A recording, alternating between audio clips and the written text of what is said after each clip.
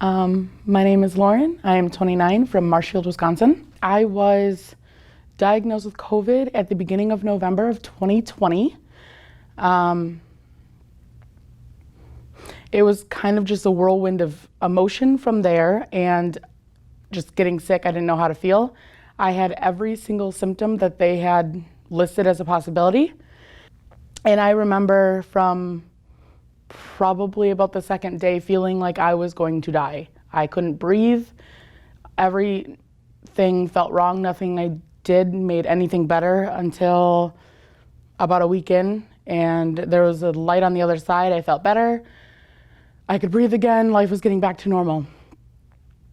Probably about 36 hours after being released from the county, after having no symptoms, no fever, anything, I started having trouble breathing again. I couldn't walk upstairs. I couldn't walk to the end of the driveway without going into heavy fits of coughing and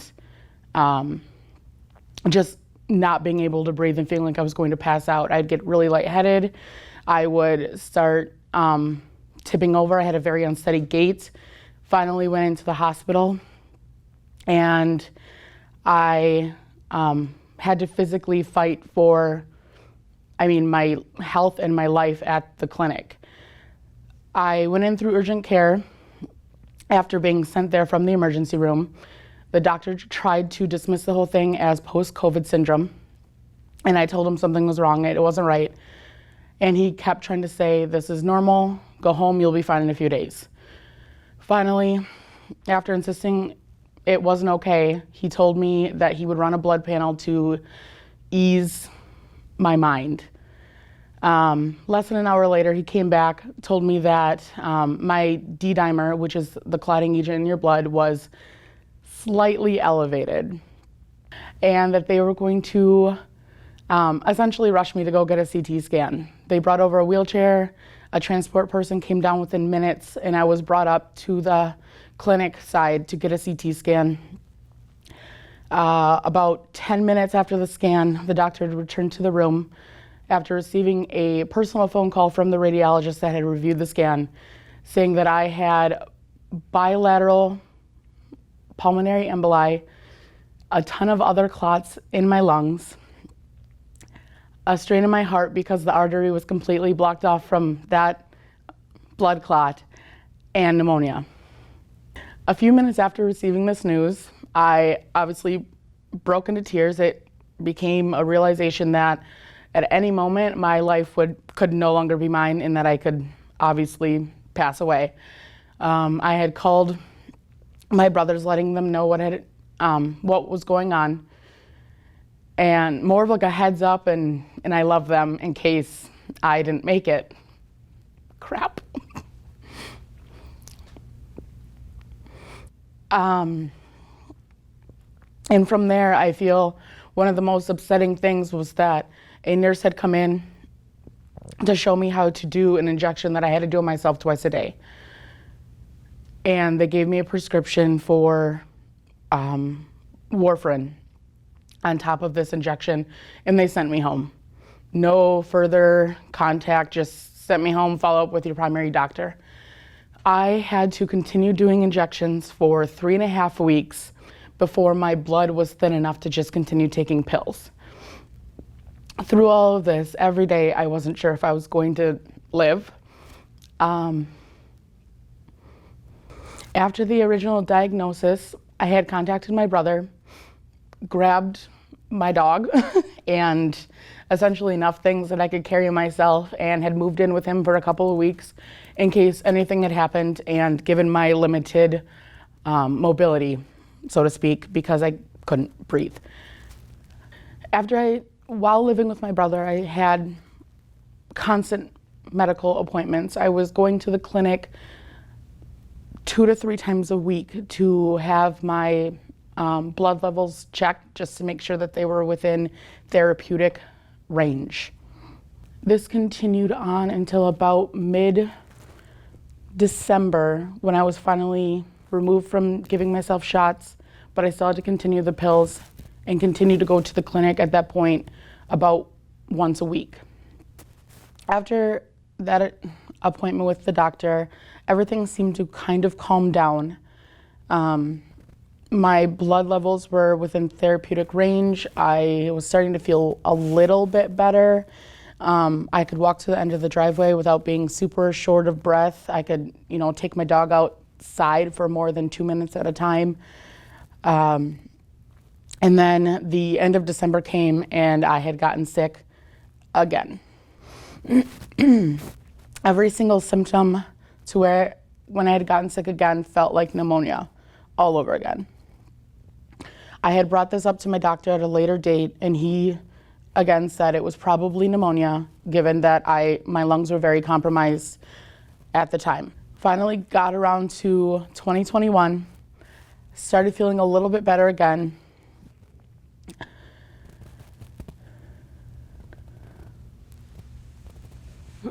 And they were finally opening up the vaccines for people to be able to get. Waiting for my round to come, I had ended up getting sick again with what we believed to be bronchitis. Again, because my lungs were in a very compromised state, this isn't unheard of. I was going to get sick and I'm going to continue to get sick. But that meant that I needed to wait at least another 3 weeks until I got the vaccine, as you can't be sick before it. Then I started blacking out around mid-January, February. Not remembering what had happened, having to have multiple appointments with my primary in neurology, and they weren't exactly sure what was going on, and they had diagnosed some sort of sleeping disorder and a possible seizure disorder now that they are bringing back to COVID.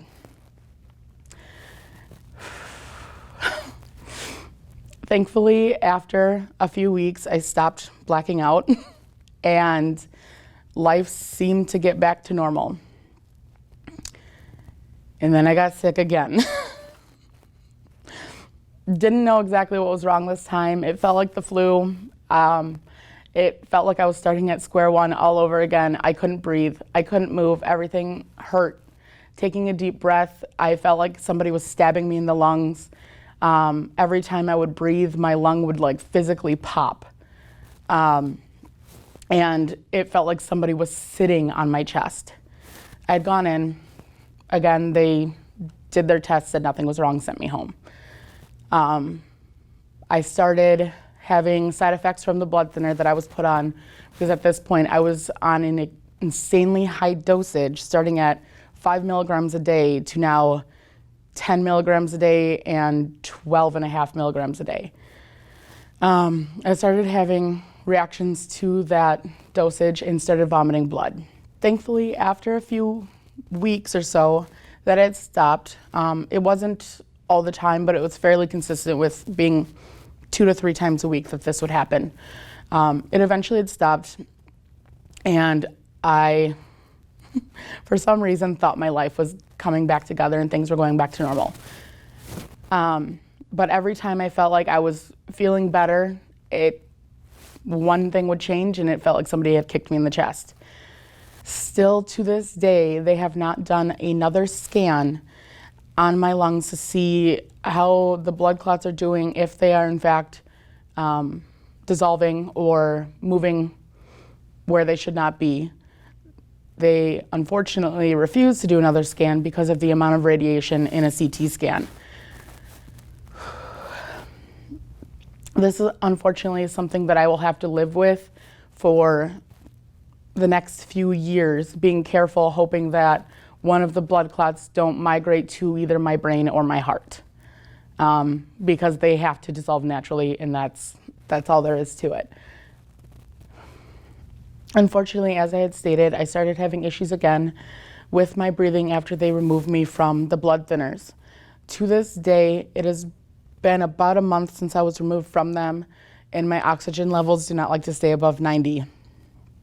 And there's nothing they will do about it until they are consistently in the 80s. So each day I wake up, I test my oxygen. I also carry the meter around with me just in case, because my levels drop randomly and fairly consistently. I would say a few times a week they drop into the 80s out of nowhere. I can be having a perfectly normal day and then all of a sudden I can't breathe. My nail beds turn blue and pale, and I check my oxygen and we're really low again. Thankfully that doesn't last for more than 20 or so minutes, and then it kind of moves its way back up, but it still has not been able to get above 92 since I've been removed from blood thinners. At my doctor's recommendation, I did go ahead and receive the COVID-19 vaccine. After my second vaccine, I started to feel a little bit better. I am in multiple different COVID-19 groups for other people that have had this virus or family members that know somebody who has, and we share tips and tricks on how to get better and feel better throughout, thousands upon thousands of people. Many people were stating that they had felt better after receiving the vaccine, and I thought it was just it was a hoax. I didn't believe them whatsoever until I had gotten the second dose of my vaccine. After a couple weeks, I did actually start to feel better. My chest felt less tight overall. I still have some issues breathing, and I still have bad days, but I find that I have those days a lot less often than originally after being diagnosed with this. Finally, after about 8 months, I am looking at going back into the workforce because my lungs and body are starting to become strong enough to be moving for more than a few minutes at a time without getting out of breath. It has been an everyday struggle with working on myself, fighting my depression and my anxiety to push forward and get out of bed in order to try to heal my body, because I know just sitting around and laying around isn't going to help. So every day I fought to get out of bed, to move a few minutes at a time, whatever my lungs could handle. Taking my dog for short walks around the block didn't always work. Had to take multiple breaks, but we always made it in the end. If the vaccine isn't right for you, that's okay. Don't do anything without making an informed decision. My name is Courtney Berg. I'm 36 years old and hometown is Nekoosa. So when this all started out with the coronavirus all over the place, I was super duper anxious and nervous about getting it, and I was really careful about not going out in public, things like that. Well, unfortunately, my mom was living with us at the time while she was building a home, and she ended up getting it, and then I ended up getting it. My husband and boys did not, fortunately, but my sister that lives in Nekoosa also got it. I was out for about 4 to 5 days, super congested, but nothing major, thank goodness. But then like 2 days after I tested positive, I lost my taste and smell. And since November 20th, I have had 0 taste or smell, and it is super frustrating. My mom and sister were very fortunate they did not lose their taste or smell. So I'm hopeful that it will return at some point, but there are days that I'm super depressed and down about it, and we're a family that likes to go out to eat, and my husband loves to cook, and it's not even enjoyable for me anymore, and it's hard. My family's super supportive, but I think it's hard for them to understand how much it is affecting me emotionally and mentally. I did go to an ENT finally last month, and he tried prednisone for a week and did a CT scan just to make sure everything was looking okay, and everything came back normal. So he said it's just a waiting game, and there's a chance that I may never get my taste or smell back. So that made me cry at my doctor appointment, which is kind of embarrassing, but I pray about it every day that it returns, and I'm just hopeful. Like while I was sick, I wasn't too bad. I was super congested, like I said, low-grade fever. But then the aftermath of it all is when it's really affected me personally. So I had said loss of taste and smell, And then I also was having heart issues, which I never had before. So I had to go to a cardiologist for that because I was passing out, and I had to wear a heart monitor for a couple days. And it just showed that I had some PVCs after regular heartbeats. So they don't know if it's COVID related or not, but personally I feel like it is because I never had any heart issues before that.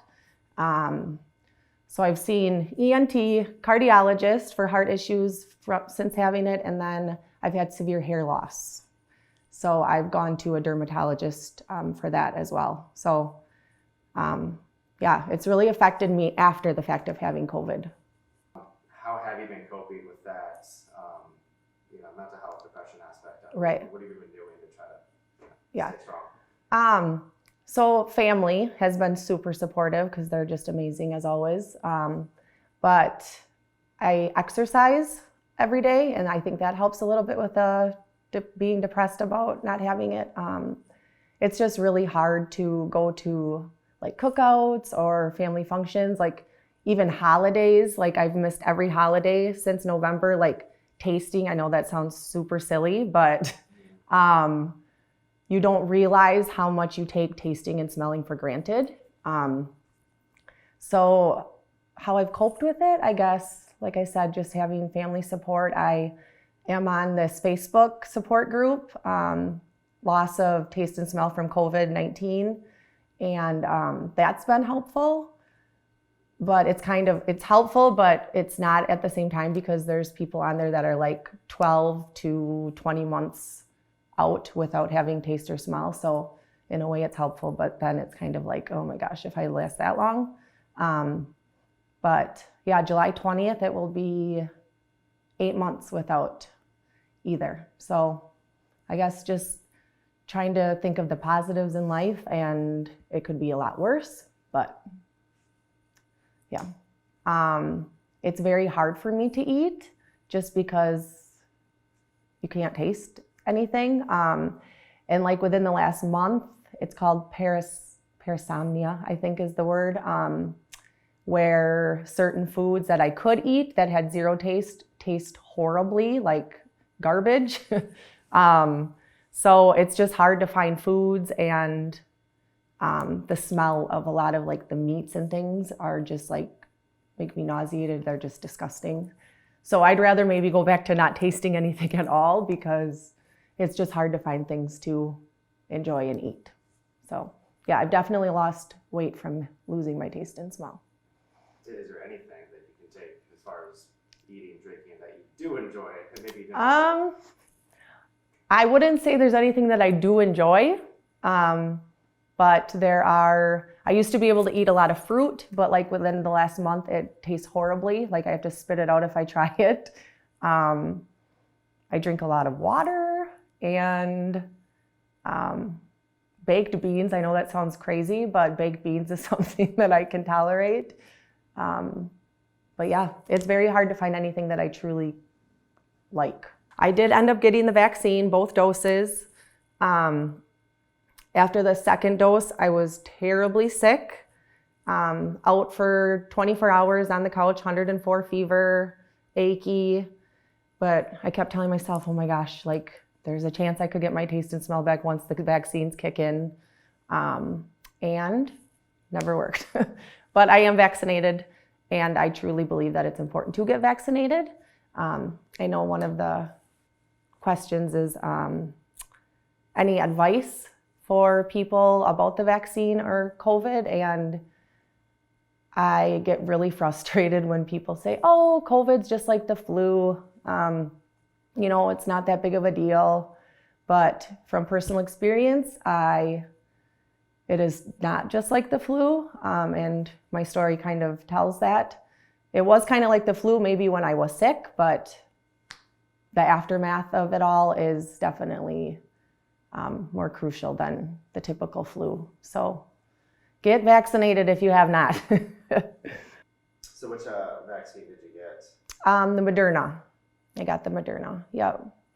And I know my husband got the Pfizer, and he really didn't have many side effects, but then again, he didn't have COVID. So it's crazy how the virus affects some and doesn't affect any. Like I didn't really isolate myself when I was sick, and was around my 7 and 4-year-old and my husband, and they never got it. So I think we were honestly in shock when my mom ended up testing positive, because she was more careful about not going out anywhere. So we were just in shock, I guess. And we were really concerned, since my mom is in her 60s. You know, you've heard all these stories of people having major heart problems or lung problems. And we were just really thankful that she lived through it, and so did my sister and I. I would just say, never take smelling and tasting for granted. I know that sounds crazy, but it truly is, like, really does affect a person emotionally and mentally, and enjoy tasting and smelling to everybody that can. So